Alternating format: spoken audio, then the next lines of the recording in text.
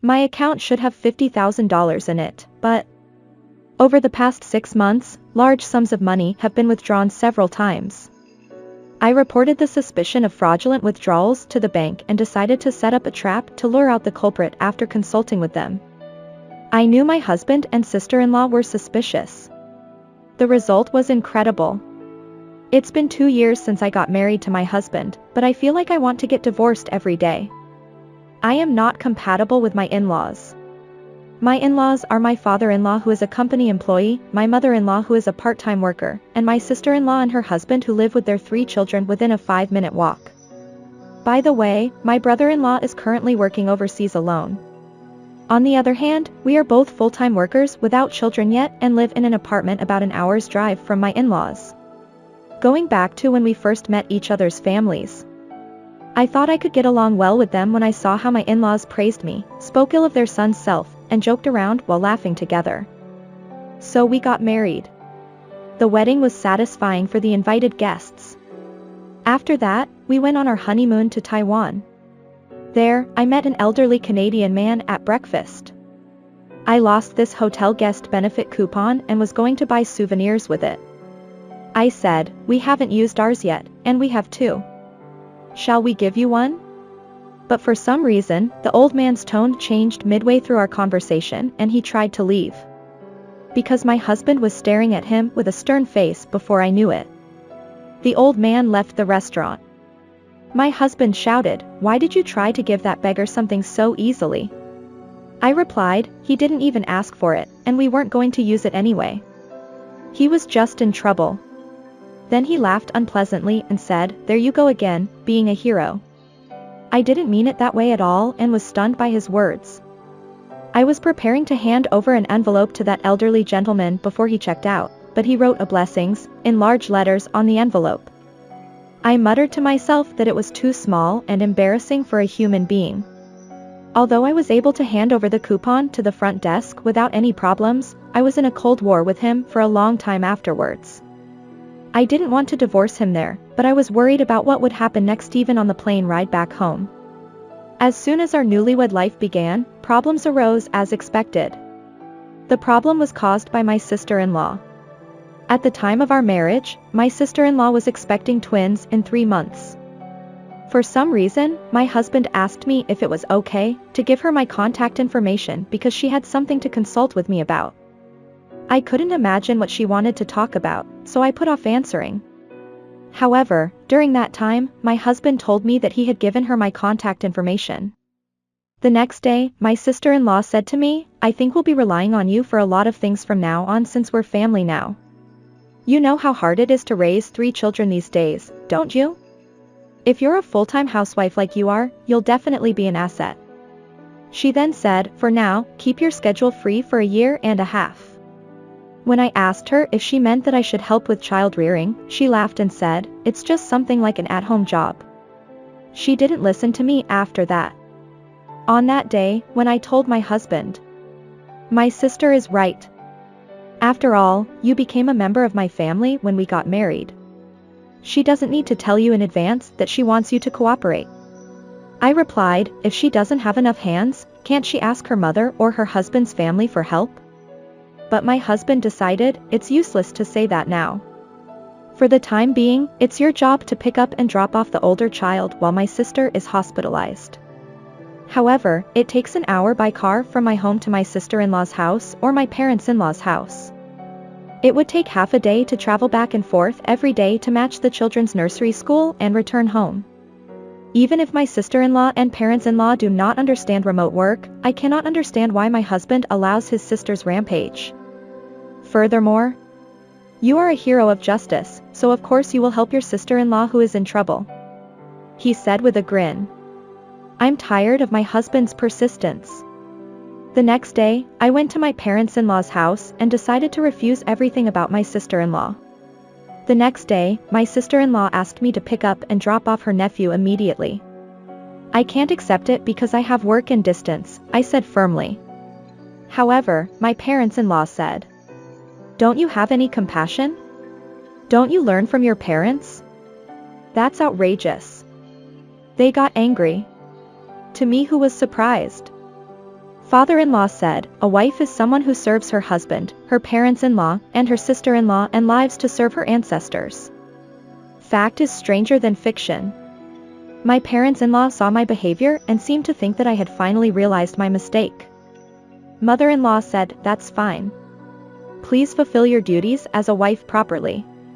Including my husband's family, I was pressed to continue for a year and a half.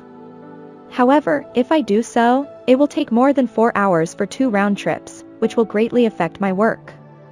When I told my husband, he persuaded his in-laws and agreed to the condition that I would be free until 1 month after giving birth because he didn't want to lose his free money.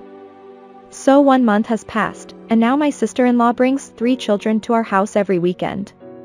Water is left running, air conditioning is on in all rooms, the refrigerator is empty, tissues are used up, and toilet paper always becomes a chore. My precious metal products were gone. In addition, without permission from me, my sister-in-law rides alone in my car and goes out to play. If you want to borrow it, you should tell me. Moreover, the insurance for my car said that it cannot be used for compensation when someone other than me causes an accident, but she doesn't listen. Moreover, the car that my sister-in-law rode on it has already been scratched or dented. I sent an email to her husband who had exchanged it before because it would be bad if an accident occurred, but there was no response except for being read. Then my husband and sister-in-law started pushing their children onto me and started going out to play. Moreover, the play escalated gradually. During that time, I took care of 3 children who were not used to it while doing housework accumulated on weekdays.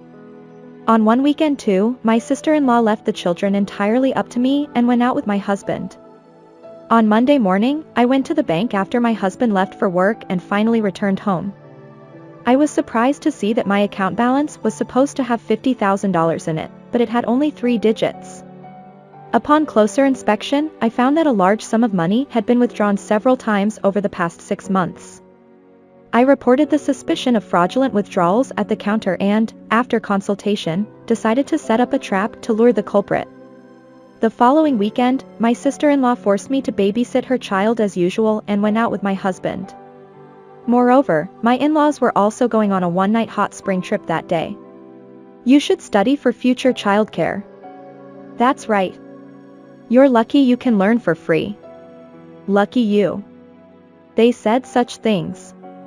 The next day after my in-laws went to the hot spring, I received multiple calls from my sister-in-law. If I ignored them, messages would arrive one after another on email and other SNS. After a while, I reluctantly answered the phone and heard her loud voice. I can't withdraw money. What's going on? I said, I couldn't understand what you were talking about, and asked her what she meant by my bank account. She just kept cursing at me. Then my husband came out and shouted. This month was a bit tight because of some expenses. We didn't have enough credit available, so we decided to pay cash for this trip. But we can't withdraw any money now. I asked. First of all, whose bank account is it? It's mine, right? Why is your sister trying to use my money without permission?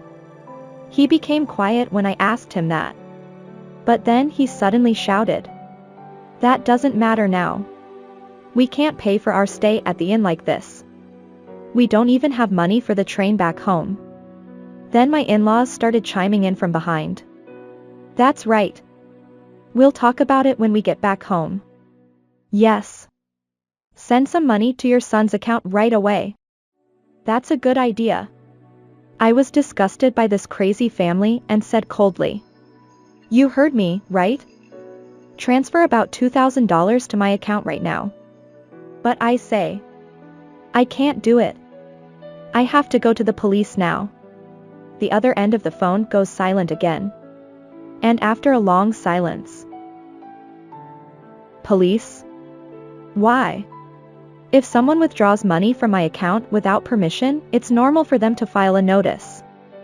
I laughed and her sister-in-law seemed to have heard it. She said. Huh? You're my brother's wife, right? One's wife's stuff belongs to the family she married into, so it's okay, for me, my family, to use it. Don't you understand that? I said. I don't understand such incoherent logic. And now, my father-in-law shouted. There's no way stealing can happen between family members. My father-in-law started shouting. Of course it's not possible for theft to occur within a family. I asked him if he meant that theft between relatives is not punishable by law. He replied, of course. If you know that, don't ask. I immediately responded. Sister-in-law and I are not relatives living together, so we are not exempt. My father-in-law was speechless. Then my husband asked me if I was planning on suing his sister. I told him that I would sue her as a victim and also consult about other items such as precious metals that my sister-in-law had taken without permission as theft victims. My sister-in-law interjected with whether there was evidence of such things. However, her flea market app account had already been identified and records of items stolen from me were posted there. Some of them even had photos of warranty certificates so they could be identified as mine immediately. She started crying when she heard this. Then my husband got angry and said, how dare you make my sister cry? Apologize to her. I replied, I am a champion of justice and cannot overlook wrongdoing. And I told him that I was preparing for divorce and that he should pay compensation and divide property properly. Divorce, oh, I see. You're a hypocrite. You cannot beg me to stay. I won't pay any compensation. He laughed. However, I have records and witnesses of how difficult it is to continue married life due to my husband and his family. I will expose everything in court, I said. What do you mean by witnesses? My husband shouted, and the person sitting in the passenger seat spoke into the mobile phone connected to the car's speaker. Sister-in-laws, it's me. Your sister's husband. As a member of the family, I have seen and heard all of your misdeeds. When I realized that money was being withdrawn from my account without my permission, the bank employee told me that if there is no record in the passbook, the possibility of the culprit being someone who can take out the cash card and know the PIN is high. In most cases like this, it's unfortunately done by family members. So I came up with a plan and sent a usage statement of about $3,000 transferred from another account to the account that was used without permission and left it in a conspicuous place in the house. At the same time, I changed the PIN from the previous one. By doing this, even if my sister-in-law tried to withdraw money with the previous PIN, the cash card would be locked and unusable after 3 failed attempts. I thought of this as a trap to ruin all members of my husband's family. When I found out that my bank account was being withdrawn without my permission, the banker told me that if there is no record in your page, the possibility of the culprit being someone who can take out the cash card and know the PIN is high. In most cases like this, it's unfortunately done by family members. So I came up with a plan and sent a usage statement of about $3,000 transferred from another account to the account that was used without permission and left it in a conspicuous place in the house. At the same time, I changed the PIN from the previous one. By doing this, even if my sister-in-law tried to withdraw money with the previous PIN, the cash card would be locked and unusable after 3 failed attempts. I thought of this as a trap to ruin all members of my husband's family. I also left an in pamphlet together with it and said to my sister-in-law, the hot spring view here is also great, but payment is cash only. It's rare these days, isn't it? My husband and she were grinning at that time, so I was laughing too. Then I sent a long message and photos to my sister-in-law's husband by email. I exposed one after another that my sister-in-law was leaving her children entirely up to me, not doing laundry or cleaning when I wasn't taking care of them, that her unsanitary house was where the children were staying, and that my parents-in-law were condoning it without reproaching her. Then he immediately replied that he had taken leave from work because of his family crisis and had been harboring various complaints and suspicions about his sister-in-law's handling of the children for some time. My sister-in-law said, "Don't make so much noise. I'll divorce you. But I won't give you custody." He had no choice but to remain silent. Then my sister-in-law's husband and I cooperated with each other and consulted lawyers respectively. He decided to claim compensation for misappropriated money and personal belongings, alimony, property division, while he decided to win custody of their children through divorce. When he calmly spoke about this over the phone, My sister-in-law was screaming on the other side of his smartphone while her husband said, "Do you think you can get away with this just like that?" I laughed at him and said, "I found something interesting when I investigated your family background. You left your children with me and went to nightclubs all night long." He was speechless.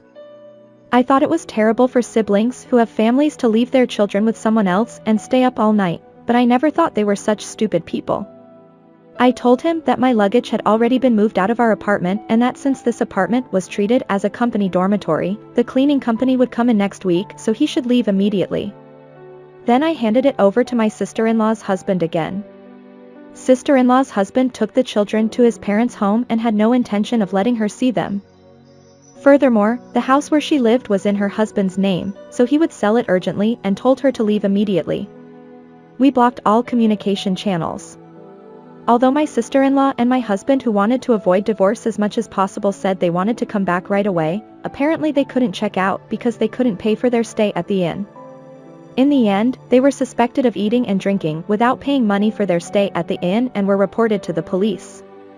After being severely scolded by them, they signed a memorandum promising to pay as soon as they returned home and managed to return home by taking ordinary trains. However, as promised, they left only divorce papers behind and apparently everyone was exhausted after seeing my sister-in-law's house and apartment become empty shells. After that, thanks to a capable lawyer, I received a lump sum payment of compensation, and both my sister-in-law's husband and I divorced. It seems that my sister-in-law's husband also won custody of their children safely.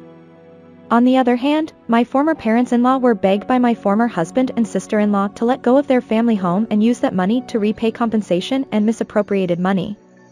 Of course, that alone was not enough, so both my former sister-in-law and former husband borrowed money and became guarantors. Furthermore, since the bills for the nightclubs they attended were quite high, both of them are working day and night to pay off their debts. As for me, I'm tired of marriage for a while. I want to focus on taking care of myself for now, including the time I wasted dealing with my ex-husband.